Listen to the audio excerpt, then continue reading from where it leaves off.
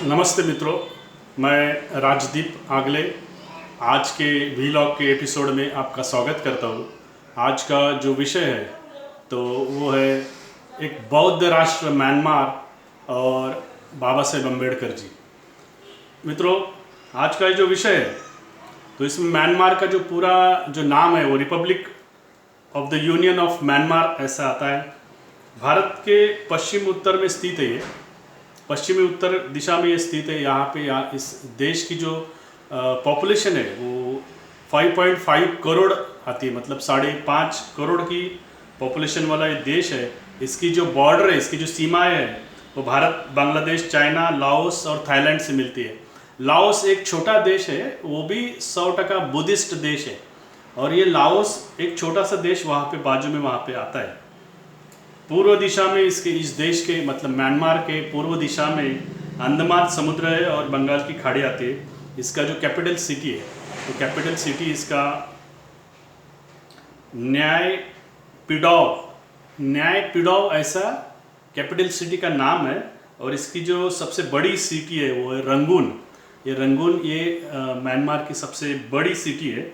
और इसे इंडिपेंडेंस जो मिला था, चूँकि पूरे एशिया में और दुनिया में बहुत बड़े पैमाने पर बहुत सारे देशों में इंग्लैंड का राज हुआ करता था, और उससे इंग्लैंड से उन्हें 4 जनवरी 1948 में उन्हें इंडिपेंडेंस मिला।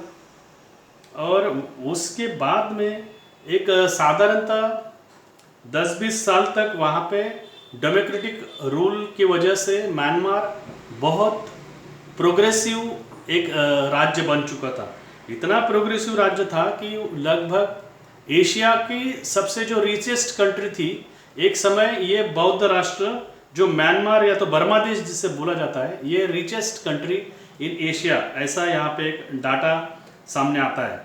लेकिन आज की तारीख में उससे एक 20 साल के समय के बाद में मिलिट्री जो गवर्नमेंट है, मिलिट्री जो वहाँ पे है म्यांमार में जो मिलिट्री है, तो म्यांमार की मिलिट्री बहुत बड़े पैमाने पे डेमोक्रेटिक जो गवर्नमेंट है उस पर हावी हो जाती है, उसे वो बर्खास्त कर देती है और खुद का शासन वहाँ पे लगा देती है। और ऐसा संघर्ष वहाँ पे उस साधारणतः 1950 के बाद में 20 साल तक वहाँ पे डेमोक्रेटिक रूल रहा। उसके बाद में ये वैसे ही समय ऐसा एक अराजकता का माहौल वहाँ पे बहुत बड़े पैमाने पे हो चुका है।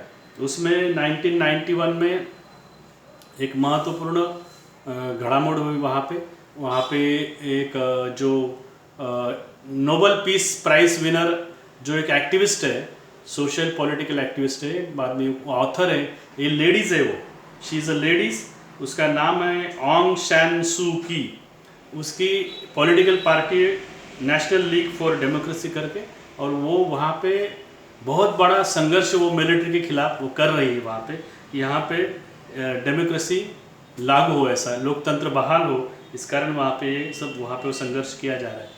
चूँकि बाबा साहेब अम्बेडकर जी ऑल वर्ल्ड के सभी दुनिया के बौद्ध राष्ट्रों का एक नेटवर्किंग करके यूनिफिकेशन करना चाहते थे, और उस कारण ये जो बौद्ध राष्ट्र है, अलग अलग जगह पे जो बौद्ध राष्ट्र है, उनमें बाबा साहेब अम्बेडकर जी हमेशा जब भी चांस मिले तब दौरे वहाँ पे उनके आयोजित करते थे और खुद वहाँ पे जाते थे।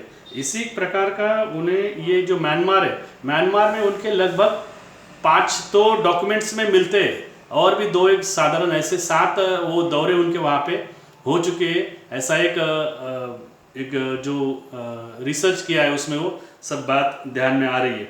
अभी म्यांमार में बाबा साहेब अम्बेडकर जी की जो रुचि है वो इस कारण थी कि वहाँ पे वो एक बौद्ध राष्ट्र था। दूसरी बात जो है वहाँ पे तो शेड्यूल कास्ट कैटेगरी के जो बिफोर इंडिपेंडेंस और at the time of independence of India, जो साउथ इंडिया के और आंध्र प्रदेश के बहुत बड़े पैमाने पे वहाँ पे जो लोग थे वो माइग्रेट करके म्यांमार में गए थे, और म्यांमार में उन्होंने वहाँ पे बहुत बड़े बड़े बिजनेस खड़े किए थे। और उन बड़े बड़े बिजनेस की वजह से बड़े बिजनेसमैन और फाइनेंशियली वो बहुत अच्छे पोजीशन में वो लोग सब थे। तो बाबा साहेब अम्बेडकर जी का वहाँ पे ऐसा आप हम लोग कह सकते हैं कि all India schedule caste federation की वहाँ पे एक इंटरनेशनल ब्रांच थी म्यांमार में, बर्मा देश में, और उसके लिए भी बाबा साहेब अम्बेडकर जी वहाँ पे जाते थे।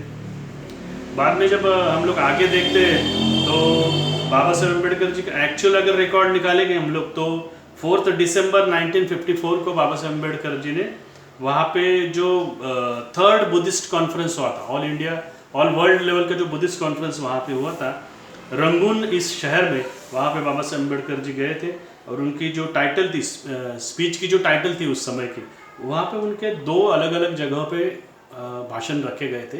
एक all India schedule caste federation के म्यांमार जो ब्रांच है उसने भी वहाँ पे वो आयोजित किया था, और जो दूसरा था वो थर्ड जो बुद्धिस्ट कॉन्फ्रेंस हुई थी वर्ल्ड बुद्धिस्ट कॉन्फ्रेंस, उसमें बाबा साहेब अम्बेडकर जी के जो टाइटल ऑफ स्पीच है तो म्यांमार में समता है, ये एक विशेषता है कि उस समय 1954 की बात है कि म्यांमार में समता है, मतलब वहाँ पे एक डेमोक्रेटिक रूल है, ऐसा ये ध्यान में आ रहा है।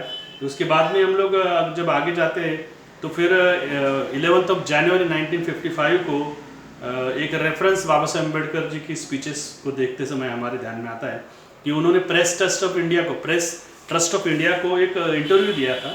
उस इंटरव्यू में भी वो ऐसे बताते हैं कि जो वर्ल्ड बुद्धिस्ट कॉन्फ्रेंस है और जो बुद्ध शासन काउंसिल है, ये बुद्ध शासन काउंसिल जो है ये म्यांमार का काउंसिल था, और ये जो काउंसिल है ये दोनों जो संस्थाएं हैं world Buddhist conference, world Buddhist mission और बुद्ध शासन काउंसिल, ये मैं जो एजुकेशनल कैंपस खड़ा करने जा रहा हूँ औरंगाबाद, फिर पटना, बिहार का पटना भी है, और फिर मुंबई है, छत्रपति शिवाजी टर्मिनस के पास में वहाँ पे वो सिद्धार्थ कॉलेज है, ये जो, और बाद में जो मिलन महाविद्यालय है औरंगाबाद का, और इतर जगह भी जो भी कुछ है, तो उसमें वो फाइनेंशियली असिस्टेंस वहाँ पे उनको मिलने वाला था, ऐसे बाबा साहेब अम्बेडकर प्रेस ट्रस्ट को बताते हैं।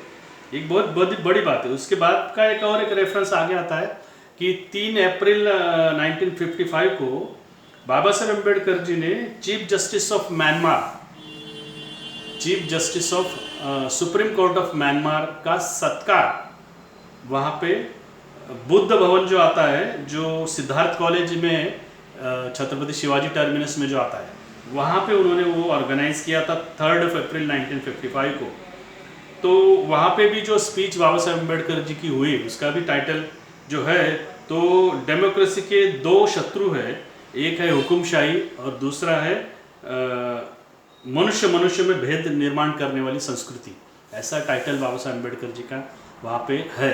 तो ये भी बात हमारे ध्यान में आती है कि ये ऐसे इतने रेफरेंसेस म्यांमार से रिलेटेड है।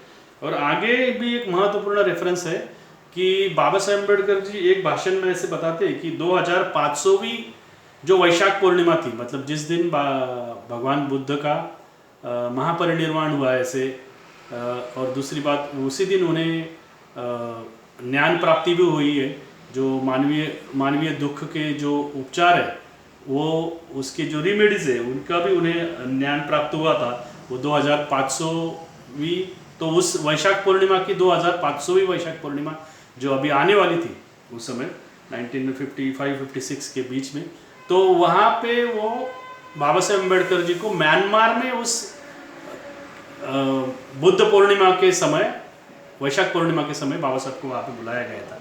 ऐसे बाबा साहेब अम्बेडकर जी एक भाषण में उनका वैसा भी भाषण वहाँ पे अवेलेबल ऐसा दिखता है।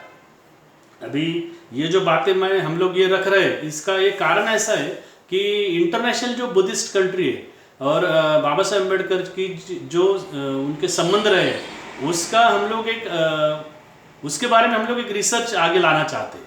ये एक मेन कारण है इसके पीछे, ये जो व्लॉग हम लोग ने आज का बनाया उसके पीछे। अभी जो फाइनेंशियल कंडीशन है म्यांमार या तो बर्मा देश की जो फाइनेंशियल कंडीशन है वो किस दिशा की है हम लोग उसके बारे में देखेंगे। तो वहाँ पे म्यांमार जो है ये रिचेस्ट इन मिनरल्स है, फिर मेटल ओवर्स वहाँ पे बहुत बड़े पैमाने पे है, पेट्रोलियम और नेचुरल गैस है, गैस से भरपूर है, और डायमंड जो है, जो प्रीशियस मेटल बोलते, प्रीशियस स्टोन्स बोलते हैं, और प्रीशियस स्टोन्स में डायमंड्स आता है। ये डायमंड्स की भी बहुत बड़े पैमाने पे वहाँ पे भरपूर वो मेटल्स वहाँ पे अवेलेबल है म्यांमार में। तो और दूसरा जो तो सबसे बड़ा महत्वपूर्ण तो वुडन इंडस्ट्री, यानी वो टिम्बर इंडस्ट्री बोलते हैं। टिम्बर इंडस्ट्री में तो बहुत बड़े पैमाने पर बाबा साहेब अम्बेडकर जी के कार्यकर्ता ही वहाँ पे थे उस समय। ये भी बहुत बड़ी बात है, उस टिम्बर इंडस्ट्री में बहुत बड़े पैमाने पे ये लोग वहाँ पे गए थे। ऐसा बाबा साहेब के भाषण में भी रेफरेंस देखने को मिलता है। और फिश इंडस्ट्री वहाँ पे बहुत बड़ी है, ऑयल एंड नेचुरल गैस के भी वो एक्सपोर्ट है। एक्सपोर्ट में वो बहुत बड़े पैमाने पर करते हैं। उनका जो एक्सपोर्ट है तो चाइना और जापान से उनका एक्सपोर्ट अच्छा से चलता है। लेकिन एक समय रहा है कि जो म्यांमार है ये एशिया रीजन में सबसे रिचेस्ट कंट्री रहा है। लेकिन जब से ये ऐसे 1960-70 से के बाद में जैसे ही जो मिलिट्री रेजिम है, मिलिट्री रूल्स है, मिलिट्री रूलर्स ने जब से ओवरटेक किया डेमोक्रेटिक रूलर्स को, तब से वहाँ पे बहुत बड़े पैमाने पे बैन कर दिया गया बहुत सारी बातों को। और आज की तारीख में वो जो देश है, जो 100% बुद्धिस्ट कंट्री है, वो पोरेस्ट कंट्री एशिया में हो रहा है। हम लोग और एक बात की आपके सामने रखना चाहते हैं इस व्लॉग के जरिए कि जो अभी तुरंत जस्ट जो आईसीसी का चैंपियंस ट्रॉफी हुआ है, तो आईसीसी के चैंपियंस ट्रॉफी का जो बेसिक पर्पज़ है वो कि जो क्रिकेट प्लेइंग नेशंस है लेकिन जो फाइनेंशियली बहुत गरीब है, पुअर है, जैसे बांग्लादेश, अफगानिस्तान, केनिया, ये ऐसे बहुत सारे साउथ अमेरिका में, साउथ अफ्रीका रीजन में ऐसे कुछ देश है जहाँ पे आईसीसी क्रिकेट को बढ़ावा देना चाहती है और उससे वहाँ पे टूरिज्म इंडस्ट्री, स्पोर्ट्स इंडस्ट्री को डेवलप करना चाहती है। तो हम लोग इस दिशा में भी, इस व्लॉग के जरिए इस दिशा में भी आप सबका आकर्षण खींचना चाहते हैं कि म्यांमार भी एक ऐसा देश है जो 100% बुद्धिस्ट कंट्री है, 5.5 करोड़ की पॉपुलेशन है। वहाँ पे भी आईसीसी ने इस दिशा में सोचना चाहिए कि भाई वहाँ पे क्रिकेट प्लेइंग एनवायरनमेंट और उसके लिए जो ग्राउंड लेवल पे जो काम होता है, उसके लिए जो फाइनेंशियल असिस्टेंस लगता है, इन सब को प्रोवाइड करने की भी आईसीसी ने पहल करनी चाहिए। ऐसा हमारा आज इस वीडियो के द्वारा हम लोग ऐसे सोच रहे हैं। तो हम इसके साथ ही हम लोग यहाँ पर रुकते हैं।